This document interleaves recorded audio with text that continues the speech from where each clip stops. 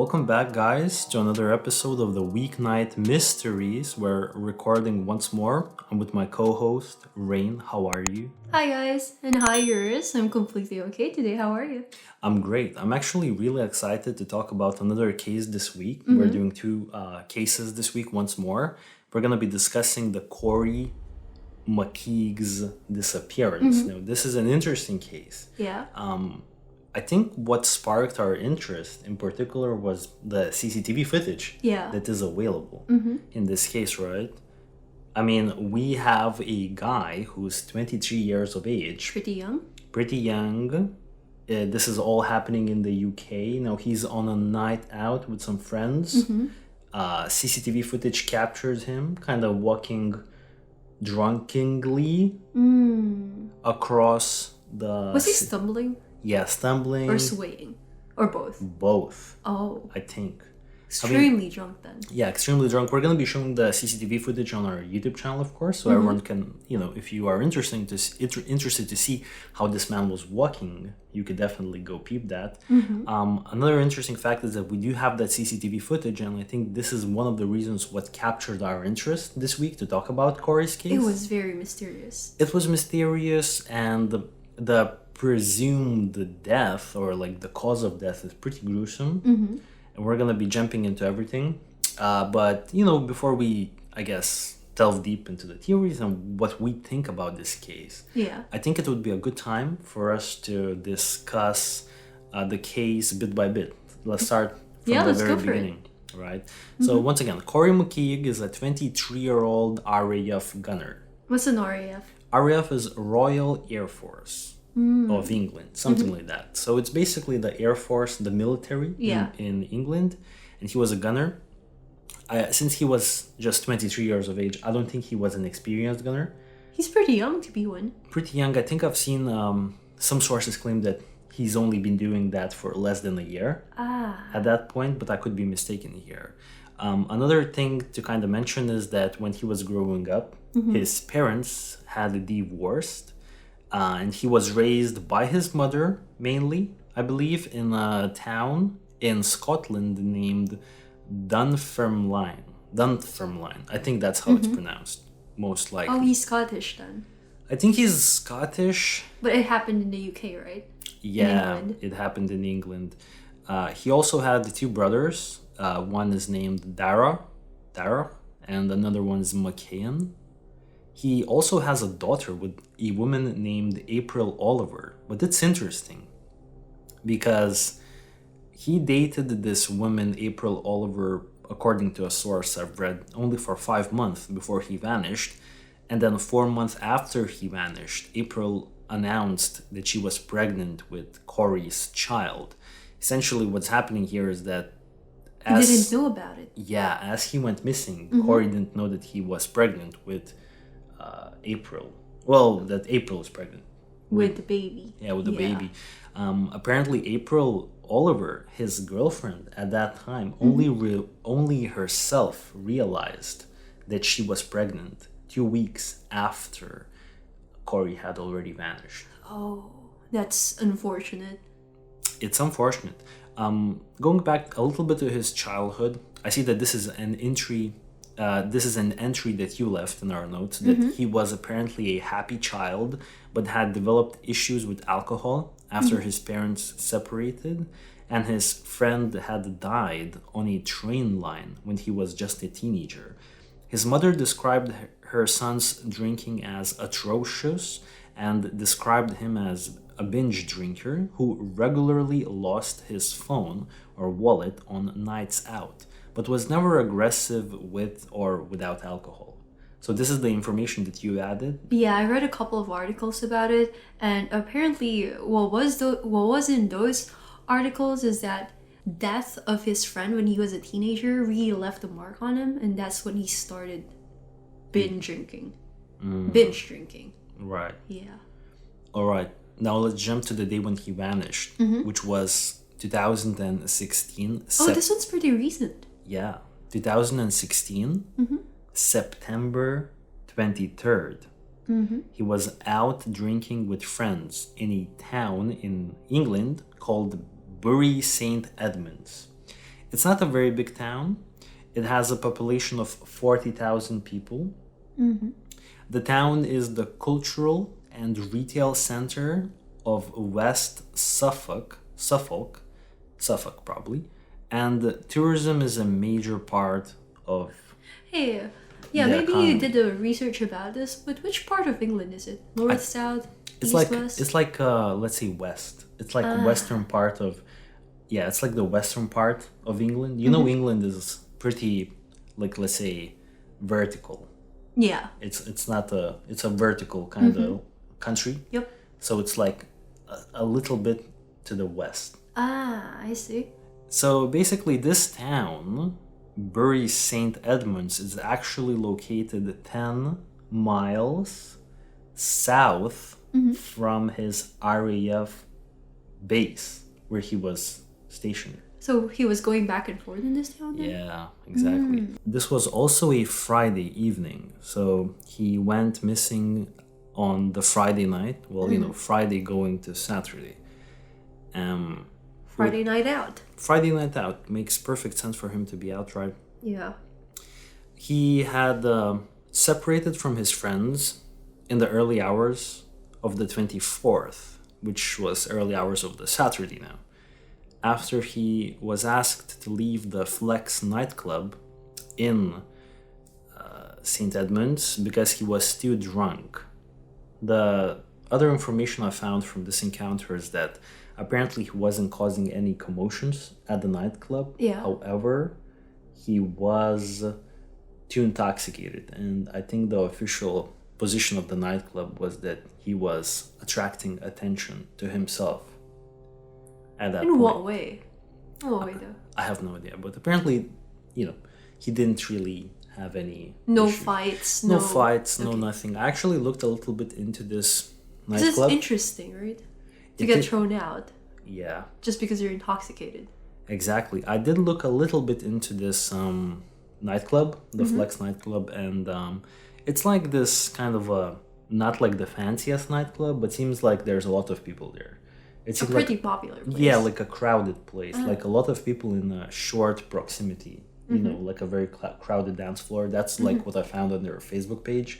Another thing worth mentioning is, I mean, we could think about like whether or not he potentially ran into any conflicts with other people. Yeah, that's what I was thinking. Yeah, because if we're gonna be thinking about the disappearance case, we have to think about whether there was a chance for him to run into any conflicts at this pub, but there was no information that I saw that kind of would lead us to believe that there was any conflict at the nightclub. So it's probably nothing then, just intoxication. I would feel like so, and it seemed like it's not the first time that he was like thrown out of a club. Ooh. At least that's the kind of information that I have, or like the picture that I have in my head of this guy, because as you mentioned earlier, like he had developed a pretty severe drinking problem. Yeah, that's true. And his mom mentioned that it wasn't violent at all. Yeah, he was just probably just intoxicated. Yeah. Quite heavily. Separated from his friends, as I mentioned. Now, between 1:15 a.m. and 1:30 a.m., he was actually in the Mamma Mia's takeaway restaurant, which is also in the same town. He bought burgers, a kebab, and a bag of chips. Staff at Mamma Mia's pizzeria said that he was happy and apparently played rock, paper, scissors with a stranger, so probably nothing too suspicious. Pretty funny, actually. But you know what this case reminds me of? What? Kyle Fleischman. Yeah, it does, Right? right? It does. Like, drunk, went out of the pub, went to a pizza place, saw on a CCTV, have been seen in CCTV cameras, disappeared. Yeah, so far. Very similar. Very similar so far, right? He is then picked up on CCTV eating his food opposite of the Grapes pub. There's this pub named Grapes on the corner of Brentgovel Street and St. Andrew Street at about 1:20 a.m., it seems like. He then proceeded to lay down and sleep for about 2 hours in the doorway of the Hughes electrical store on the corner of another street. We have all of this map details lined up, so I'm going to be showing this on the YouTube channel. So everyone who wants to kind of see the map here, I'm definitely showing that for a better reference. And apparently he slept there for 2 hours in the doorway of an electrical pretty store. drunk. Very drunk, right? Yeah, because thinking about it, he already went to a pizza place and ate there. Yeah. And he still walked around and passed out on some random street. Maybe he seemed tired at that time. Yeah, but if you're just a little bit tipsy or just a little bit intoxicated, you would have like the common sense not to like sleep in there. It's cold, it's 1 a.m. and it's a dingy place. It is. The town does seem to be quite empty from the CCTV footage that we've seen at that time of night. Yeah. There, from the footages that we saw, I don't think there's another single person captured. That's true. At least we have 2 sets of CCTV footages released to the public, and in neither of them I've seen another person. So it seemed like a pretty quiet street at that time. Yeah. But this is the city center of this town. Oh, wow. Yeah, just kind of giving a better perspective here for people.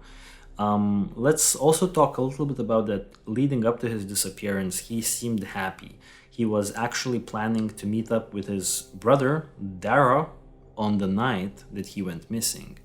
And he last texted, I'm not sure whom, maybe the brother, at 3:08 a.m. that night. He had also booked flights to go home to Dunfermline for Halloween. So this is happening on September 23rd, and Halloween is at... October? November? I think so, something like that, right? So he was planning... end of October and early November. I think so, last day of October or something like that. So I think he was planning to also go back. So right away we can tell that there isn't any visible signs of him trying to start a new life, or at least there's no indications of that, right? He has plans. He had plans. On top of that, his mother pointed out that he loved his dog, which he kept in the RAF camp, and would not have left the dog behind intentionally. It's something worth thinking about. Yeah. Also, the base, RAF Honington, is 10 miles north from St Edmunds, and it would take around 3 hours to walk there. He was last seen, I would say, on CCTV at 3:25 a.m. Now, this is when things are getting interesting. He was walking into the horseshoe area, where there were a number of garbage bins. Wait, was that the name? Horseshoe?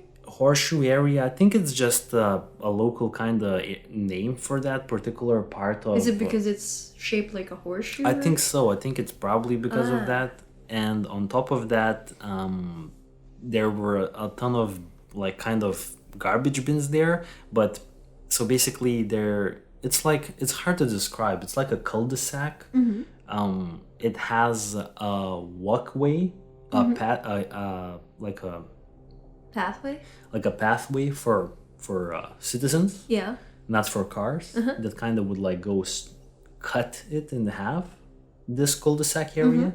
And then it also has one road for vehicles that kind of can drive out of this horseshoe cul-de-sac. But inside of the cul-de-sac, next to these garbage bins, there were no CCTV coverage. So basically, you have CCTV coverage around this cul-de-sac. Like, you could tell that he was walking into the cul-de-sac. Yeah.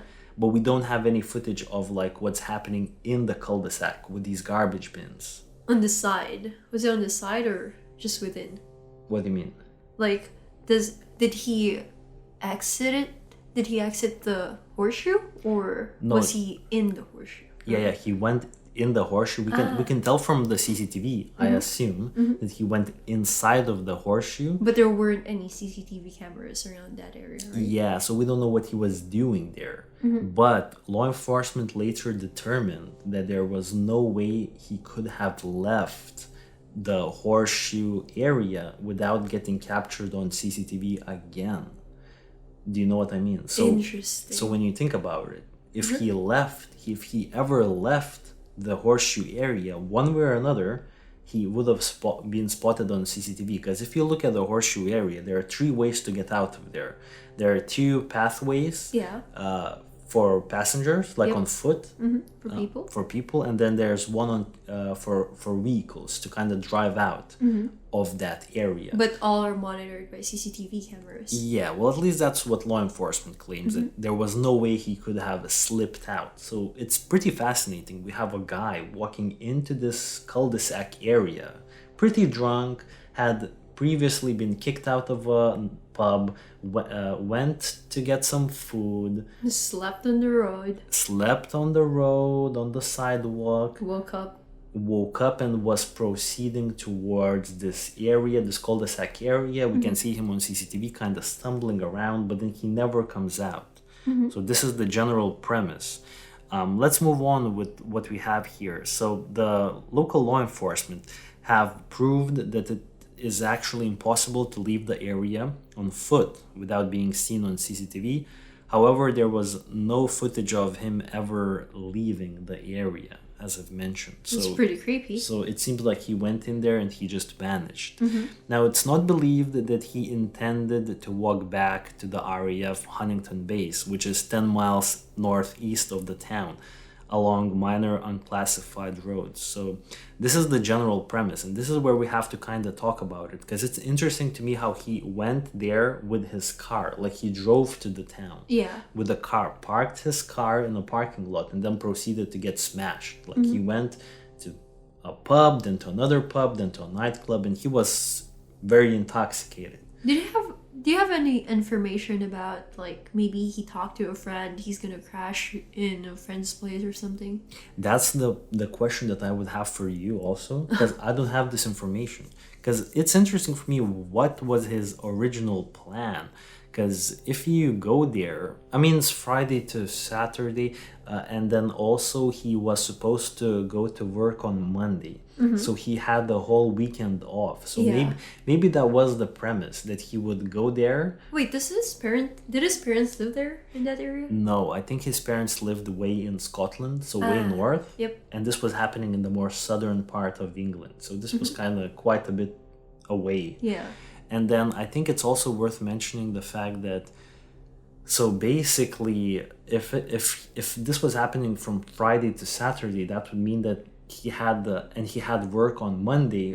He could actually just, crash at a friend's place, or maybe book the hotel or something like that, Saturday, Sunday. Yep. So maybe that was what he originally kind of had in his head. Do we have any information about No, this? At least I didn't find any.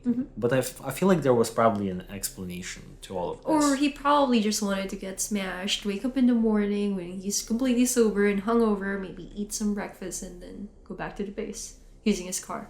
Maybe. We're talking about like a 23-year-old kid here, probably happy-go-lucky kid at that point. Seemed like that kind of a kid, actually, to me, when you look at his pictures. Now, he was not reported missing until the 26th of September, which was Monday, when he failed to report for work at 11:30 a.m. The search and rescue team helped law enforcement search the area around Bury St Edmunds and the Huntington base, where his base was at. And they also searched with the police helicopters. So they had... No fancy. They were really trying to find him, I guess. This is where we are getting a very good clue to what may have happened to him. His Nokia Lumia, his phone at that time, had moved. And when they looked at like cell tower data, they kind of could track his movements. The pings? Yeah, to track the pings, right? So the phone actually moved from Bury St Edmunds, from the town where he was at, to this other small town, Barton Mills, which is 12 miles to the northwest, in 28 minutes. So there's no way he walked. Yeah, the phone had covered 12 miles in 28 minutes, which meant it was not carried on foot. And then this is where I guess the big zinger comes in, where we kind of have the main theory. A trash bin lorry, basically a car that picks up trash. A garbage truck? A garbage truck, in other words, picked up bins in that horseshoe area he was last seen. Took a route that appeared to coincide with signals from his mobile phone. So around that area, a little past 4 a.m., in the early morning hours, a garbage truck had actually driven into the cul-de-sac and had taken the trash. So basically, we're talking about a garbage truck that manually kind of has like this big truck. Yep. It like is automatically operated. It has these big, what do you call these things that grab onto the trash? Those little thingies. Yeah, well, pretty big thingies, right? That grab onto the trash and then they throw it in the truck. Throw it in the truck and then they squish and smash. Oh, I never thought garbage trucks would do that. Yeah. I always thought they would just like throw it in there. No. It kind of takes the trash and squeezes them in. Squeezes the trash so that it would have more space to fill in more, so it could transport more trash. Oh, wow. So the big theory is that Corrie actually slept in one of those trash bins at 4, because it's, around the same time when he was in the cul-de-sac and he was never seen leaving, that he was actually sleeping in the garbage bin when the truck picked it up and squished it. Oh no! So he would have died immediately. You think so? Yes, he would have died immediately. I mean, shouldn't he would have been asphyxiated? But how come the garbage people or like the garbage men didn't hear any screams at all? I think it would have been instantaneous. But it's a good point. Maybe, I'm not really sure. Did he manage to wake up or did he sleep through it? Really hope he slept through it. I think seems like an awful way to die. Yeah, a terrible way to die.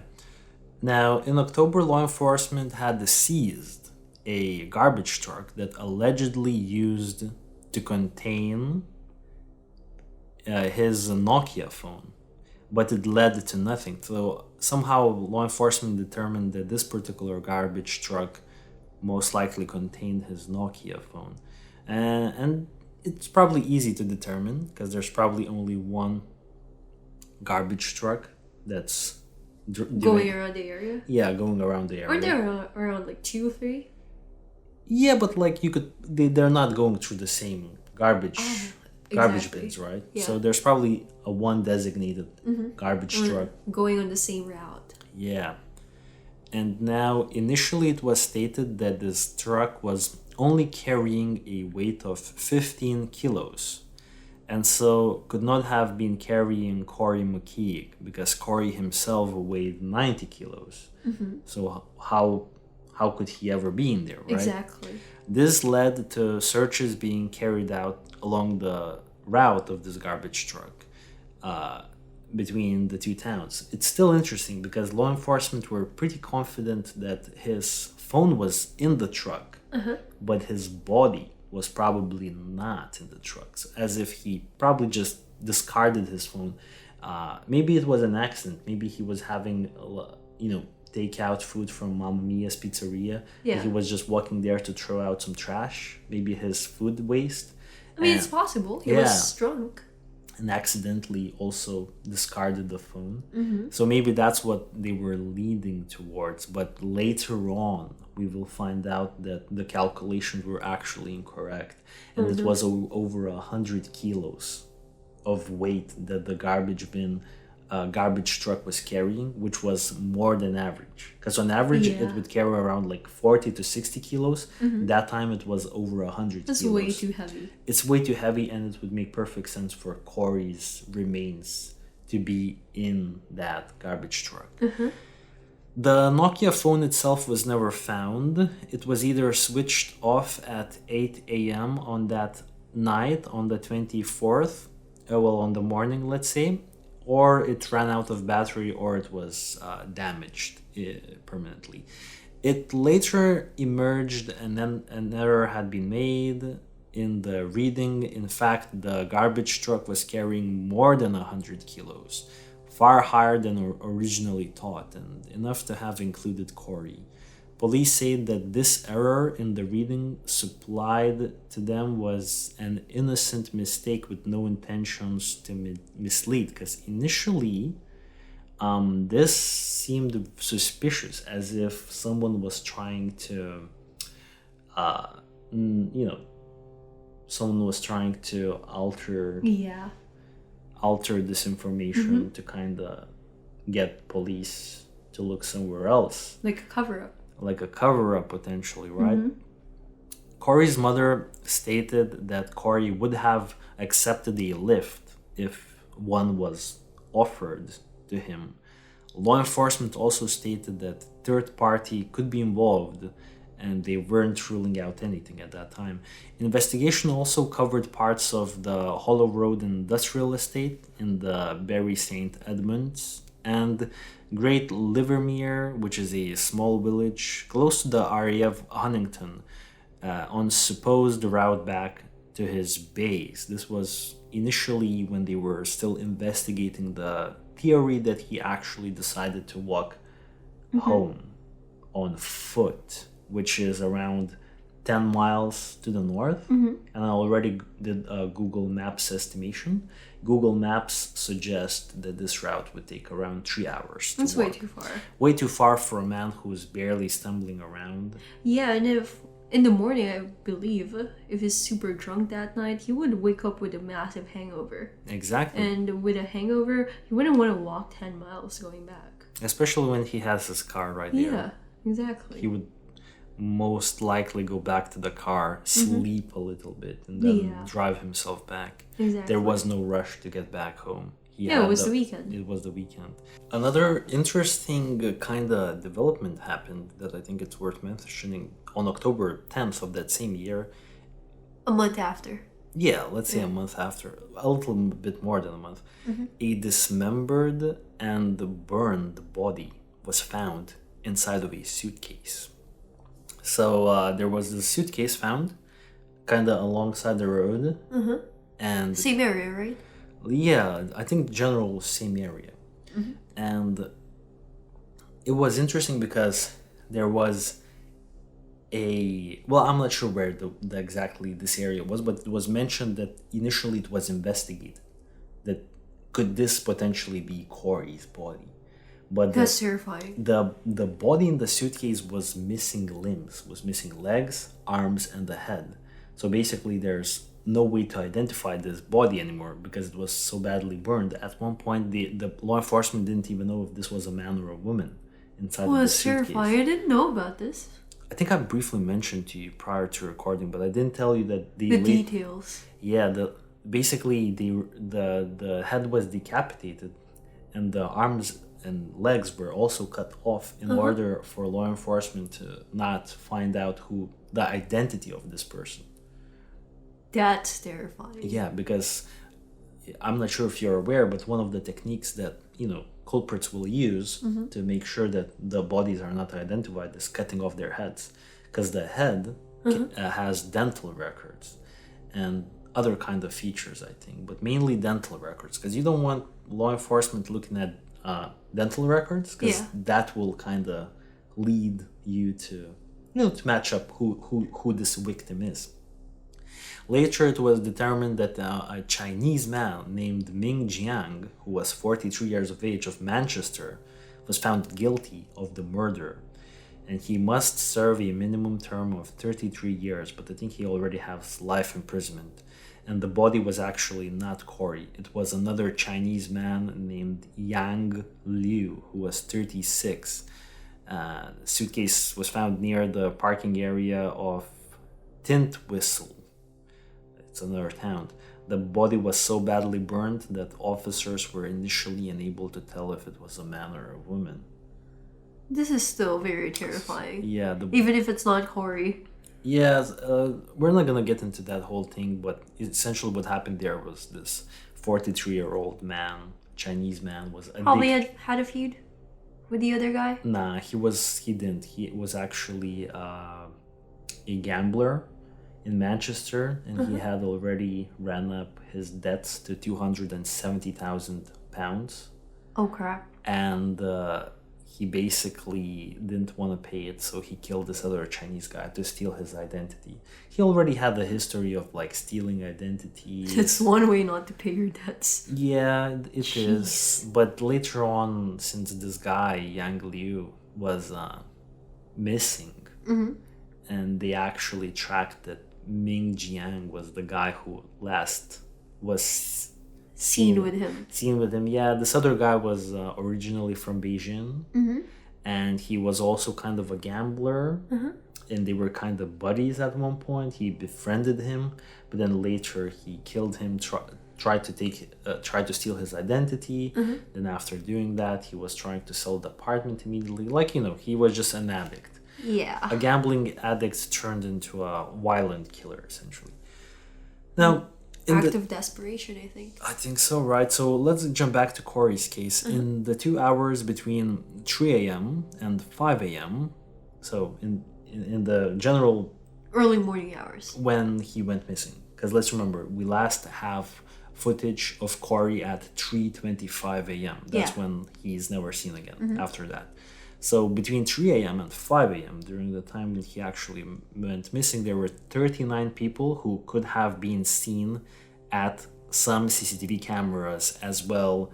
On the same CCTV cameras that Corey was seen. So remember that there were like a few CCTV cameras that captured Corey. So between 3 a.m. and 5 a.m., on those same CCTV cameras, additionally 39 people were spotted during the 2 hour period from 3 to 5 a.m. Was there ever one person in that 39 group of people, that 39 people who went in the horseshoe? I'm not sure. I don't have this information. I don't think it's publicly known. The information that we do have is that 10 of these men, or not men, probably Random people. right? People. 10 of them were not identified. So only 29 were identified. 10 of them were not. Just something to think about. Yeah. In December of 2016, so a couple of months later, 5 square miles of woodland between Barton Mills and RAF Huntington was searched with the possibility that Corey had been hit by a vehicle on his way home. Now, this is very important to mention, I think, at this point in the podcast, that police is making a very big flaw right now, because initially they were given the report that the garbage truck only contained 15 kilograms. So they did not assume he was inside of the garbage bin. Maybe they thought that he got like either abducted or he threw his phone in the garbage bin or something like that. Yeah. So they didn't search in the garbage landfill, because obviously if you think that he was in the garbage truck, you would go and search the landfill, the trash. But they weren't doing that because they assumed, it's only It was something else. yeah, it's only 15 kilograms. Yeah. No way he's in there. But after they redid the calculations, it apparently became pretty obvious that he was in the garbage bin. Now, let's also move to, and people might think, then why are we talking about it? But I think there are still questions and mysteries in this case, like a few questions that I don't understand, and we'll jump back to them later on. This is a very interesting case in general. It's interesting, but also at the same time, I think there's weirdness here. And I'm gonna tell you a few weird things that kind of don't sit right with me, but that's coming up a little bit later. I want to kind of go through the rest of the information that we have here on the case. In January of 2017, so on the next year, the back of a mobile phone was actually found close to where the last signal from Corey's phone was detected.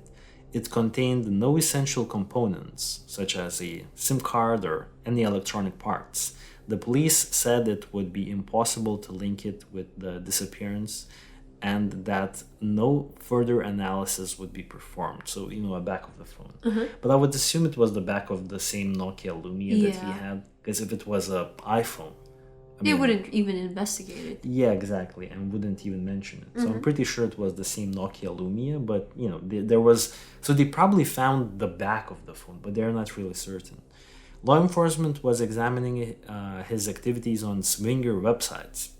Ooh, this is interesting. His family had provided law enforcement a username for at least one site, and I think you digged a little bit more into this. Do you have any information about his? Yeah, this is a little funny, but also a little bit like, I don't know. It seems disrespectful to me that the family released it. But once again, just my opinion. He was on like Grindr at one point, if I remember correctly. Then he had multiple accounts in the swinger website together with his girlfriend.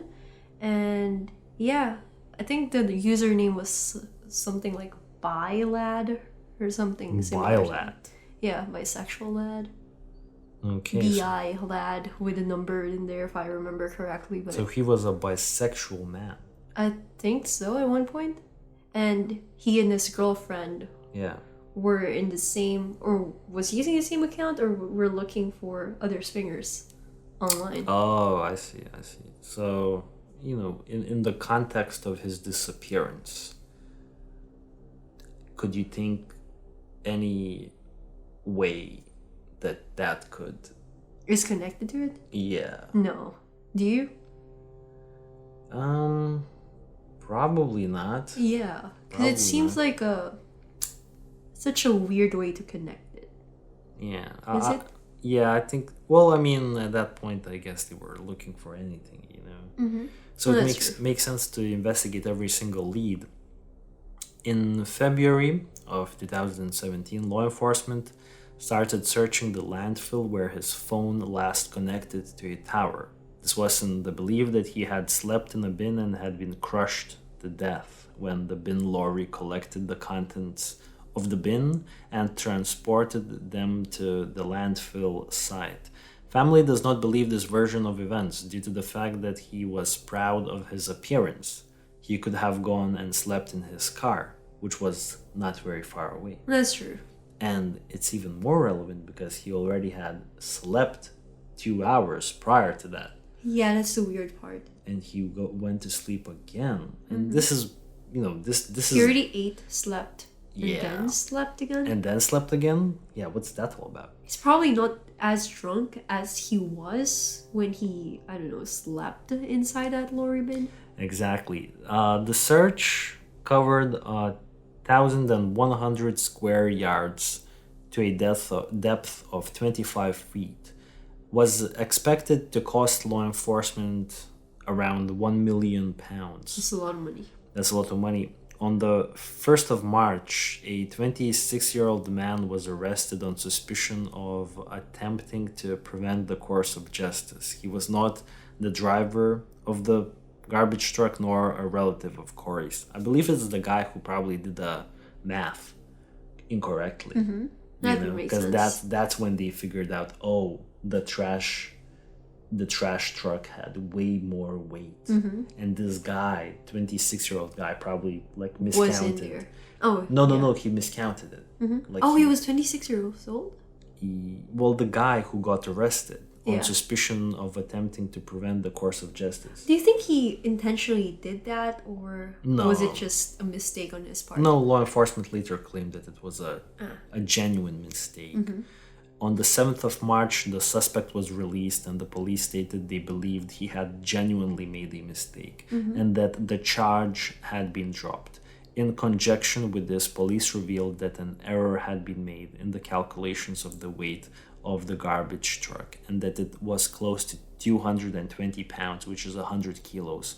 His mother stated on Facebook that this can really devastatingly only mean one thing. Yeah. What we're all thinking of. Well, I think the mother actually meant it in a different way. Really? We're not all thinking that it's... we all know that Corrie was most likely in the garbage truck. That's pretty much where we're going with that. But I think what his mother said, that this can really devastatingly only mean one thing. I think she meant that someone's covering it up. Like it's a cover-up. Because the landfill was already, if you search the landfill the next day, there's a very high chance that you could find Corrie's remains. But this is like a half a year later. And the garbage truck makes rounds every week. New trash, and we'll take a look at some pictures of the landfill area. It's a ginormous landfill area. So it's like finding a needle in a haystack at that time. At that point, after 6 months, like what? In the summer of the following year, 2017, 20 weeks into the landfill search, law enforcement announced that the search of the landfill had come to an end. A human skull was found at the site, actually, of a female, and it was dated back to before 1945, a very old skull. Police managed to trace the person who sent the skull to the landfill, and they determined that there was no suspicious circumstances. Pretty weird, though. Pretty weird. Dr. Stuart Hamilton, a forensic pathologist, stated that if Corrie's body had been in the trash truck and it was crushed, then the rate of decomposition would have been faster than normal for a human body. With the amount of waste on the site, cross-contamination from other human DNA was also a strong possibility. So once again, finding any kind of indication of him in that landfill is like finding a needle in a haystack. Almost impossible at this point. That's true. On the 21st of September 2017, law enforcement released 4 CCTV images of people who they said could have been witnesses to Corrie's disappearance 12 months previously. We actually read a couple articles, but I don't think we found any conclusive information about that. So apparently law enforcement were focusing on 4 individuals who may have had information about the disappearance or could kind of paint a better picture. Yeah. But I think one of them was identified, but the other 3, I'm not even sure if they were ever identified. Yeah, me too. All I know is that this one guy interacted with him, but in a non-suspicious way. Just a regular night out, hanging out with a bunch of different people. Met Corrie, probably had a couple of drinks with him. Is it probably, but he didn't mention it. Yeah, probably nothing too suspicious. Yeah. On the following year, 26th of March 2018, so this is a couple of years after, law enforcement announced that the search was over since there were no realistic lines of inquiry left. Family stated that either the data of the weight carried in the garbage truck was manipulated or that someone is lying to law enforcement. So this is what they were pushing for in 2018. Worth mentioning that Corrie's mother was a police officer, and she was a very headstrong person, was really out there pushing the case. This makes a lot of sense. You know why? Why? Because think of it this way. If it's a regular case of a regular citizen, wouldn't it be... Because this search is extensive and expensive. Would they even do it if it was a regular person missing? A civilian? With no connections to the police or the army at all? That's actually a very good question, because this was a very expensive case for... Yeah, they were digging up landfills for, what, close to £1 million? Yeah, for a very long time, weeks long. Looking for one individual. That's a lot of money to put in one investigation, no? Yeah. Now, I want to bring up what a retired senior Metropolitan Police Detective Colin Sutton said. He said that his guess was that there was another person or other people involved in Corrie's disappearance, which is interesting because this is a senior police detective saying that there's a third-party involvement happening. Corrie's mother stated that there were 3 possible scenarios: that it was either an accident and he's dead, that he left voluntarily, or that the third party was involved. His bank and social media accounts had not been touched after his disappearance. After the police stopped the landfill search, his mother went on record to say that she did not agree with the version of events being put forward by law enforcement. Law enforcement maintained that Corrie slept in a bin, which was then emptied into the truck, and he was crushed and then either buried at the landfill or incinerated at incineration location. However, his mother points out that Corrie had been asleep in the doorway of a shop earlier for nearly 2 hours. She finds it hard to believe that he would then go and sleep in a garbage bin. She maintains that a third party was involved. She also disputed the evidence about the garbage bin load, which the police had said that it was unusual. It was later determined that the garbage bin the garbage truck was carrying 116 kilograms of garbage. She said that's not unusual, and she said that loads of over 100 kilos were not out of the ordinary for that route from that particular horseshoe area in St. Edmunds. At the same time, in August 2018, she also maintained that it may have been possible for Corrie to have left the horseshoe area without being detected by CCTV. She claimed that there was a chance for him to slip out. Also, as the second anniversary of his disappearance approached, his mother revealed that law enforcement only had CCTV footage on the Saturday morning up until 12 p.m. She states that Corrie could have gotten up from sleeping in the horseshoe area and left any time after the CCTV footage stops. Interesting. It's also interesting, right?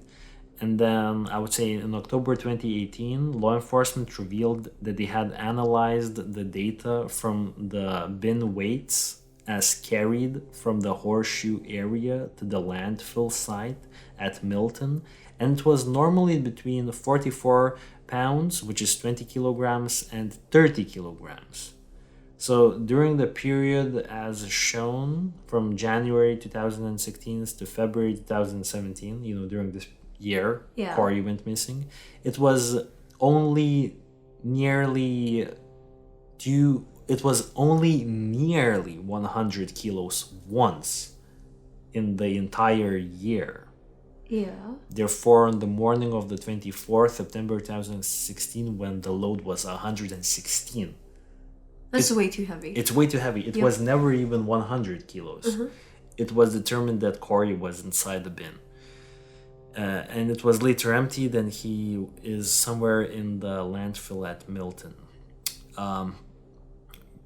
Burton or landfill at Milton. So basically what we have here is, from this information that I kind of just went over, I'm pretty certain he was in the garbage truck. Yeah, me too. And he died in that kind of a fashion, right? The only thing here, I think, like those two things that I keep thinking about is, why would he sleep in the garbage bin when his car was nearby? Maybe the garbage bin is closer to him at that point. Closer. Also, it's been reported that he had previously slept in a garbage bin. Oh. And kind of under the garbage bin. Under? Yeah, but I don't really know why he's sleeping in garbage bins. Because he's... Wait, what kind of garbage bins are we talking about? Like the paper ones or general waste? Nasty. Yeah, general waste. Nasty stuff. Oh, that's nasty. That's nasty. Why? And he was wearing designer t-shirts. Shoes. So I don't really understand it, but I guess his previous... I mean, you could sleep on top of it? No, he goes inside of it. He goes inside of it? And he just sleeps there. Why? I don't know why. I really don't know why. Maybe because it's warm in there, but at the same time it's probably smelling awful. Yeah, and his car is not that far away. Yeah. But if they did have a history of sleeping inside, then he probably would have done it as well. And then I guess the other question was, would he really still want to sleep after already sleeping for 2 hours earlier? And if so, why would he sleep in a garbage bin? Yeah, that's the main question I have myself, actually. Because he already slept for 2 hours. Yeah. He woke up. He also, prior to that, Yeah. he also ate something. He stopped by, right? At the pizzeria. Yeah.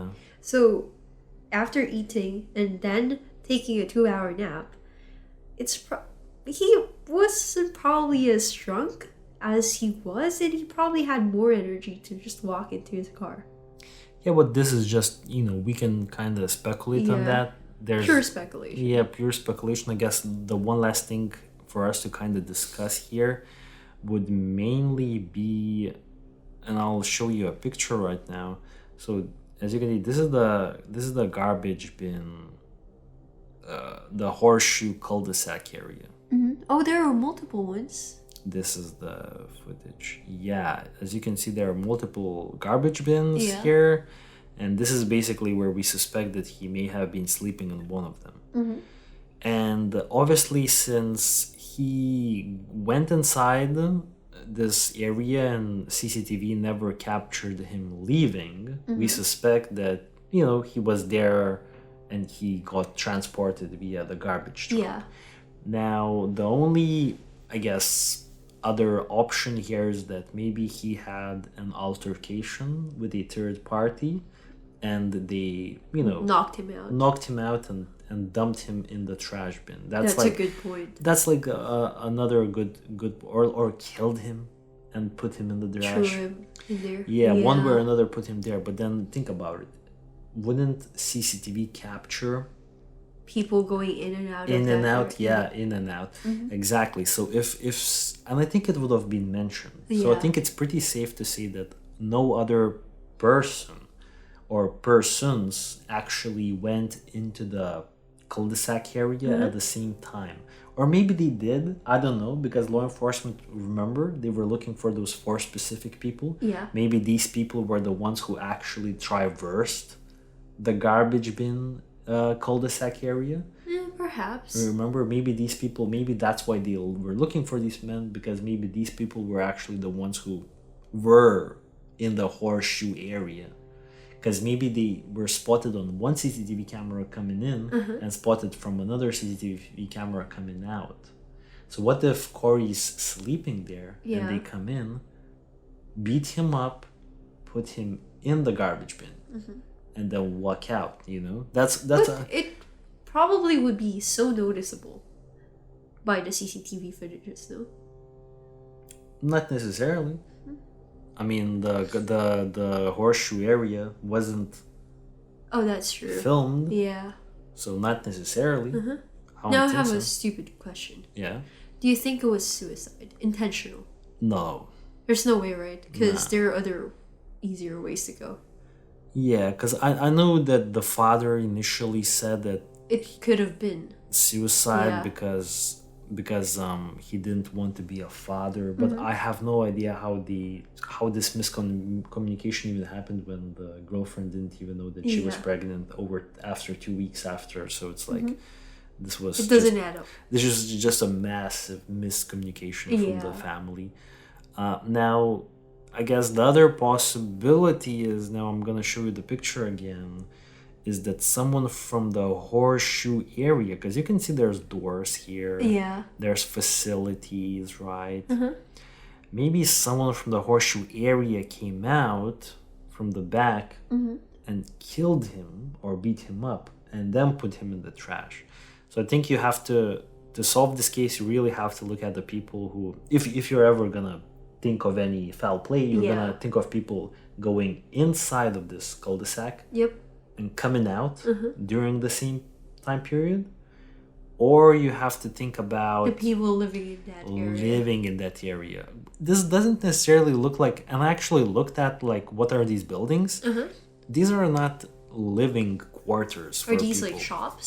These are shops. I believe this is a But museum. then people could still, I don't know, sneak from a shop into the cul-de-sac. Yeah, but the likelihood of that happening slim. at the middle of the night is like slim, because these shops are long closed. This building right here, the yellow one, is actually, I think, a museum, which also is probably closed. So, you know, I think you can always investigate that kind of perspective. Yeah. But I think everything kind of leads me to believe that this was just a tragic accident, the way it's looking to me. Yeah, same here. Very tragic, though. Yeah, because I know we had written down a few theories here. Uh-huh. To go over the theories, there's a theory that this was a suicide, which we don't think anymore. That he left on his own accord. How? Also, I don't think he did. Yeah. He had plans to go visit family. Also had a dog that he really loved in the And base. how? How did he manage to sneak out if that was the case? Yeah, how did he sneak out if that was the case? Also, the accident, obviously. And then there's the case that maybe he met with foul play or had an accident on his way back on foot to the base because there were some Reddit comments that you found I can see, and in the Reddit they basically say that there was these people who also are from the area. They say that they think it's a possibility that he went to the horseshoe area to throw away the food waste because he was eating the Mamma Mia pizzeria stuff. He threw out the food waste and then he somehow managed to slip out and tried walking back to the base. But it's weird. Why would you walk back to the base? Your car is right there. You know? That's true. And it's Saturday. It's not like you have to do anything at the base. So, you know, it's... That's true, but that brings up the question. Yeah? Do you think he did sleep in the wheelie bin because he originally wanted to throw the trash away?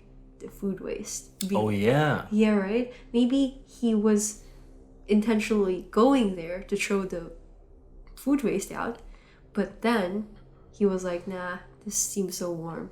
I'm just gonna sleep in here. That's actually a good point. I never really thought about it. I just thought about it now. I don't see why, you know. Right? Could definitely be the case. Because the question is, why would he sleep in a wheelie bin when his car is nearby? Yeah. Maybe that would answer. Maybe that's the answer to our question. Yeah. Maybe. He wanted to throw something out, saw it. Ooh, seems pretty comfy. Just gonna lay here for a bit. Yeah. But I think we're in accordance that it's an accident. Tragic accident. I think there are definitely ways of third-party involvement, and obviously that police detective retired said there was a possibility. Yep. So I'm definitely thinking that there are avenues for third-party involvement, but the ending is the same. The ending is definitely the same, but I think it's important whether it's foul play or an accident. Yeah. But I don't think it's. If I had to bet, I would say it's an accident. But you never know with these cases. So. That's true. And at this point, I think we had a pretty lengthy, good podcast. Yeah. I think we can wrap it up. Let us know what you think, though. Do you think it's an accident, or was he met with a foul play? Yeah. Please let us know, and please join us on next week's episodes. For now, we'll cut this podcast, and I hope you guys will enjoy the rest of your days. And see you guys. Oh, and one more thing. Yep. Suggestions, case suggestions. If you have any, please just write down in the comments. Let us know. Yeah, we love those, and we will cover your cases literally like next week if you suggest anything. Yep, definitely. So thank you guys, and we'll talk to you soon. Bye, guys. Bye. See ya.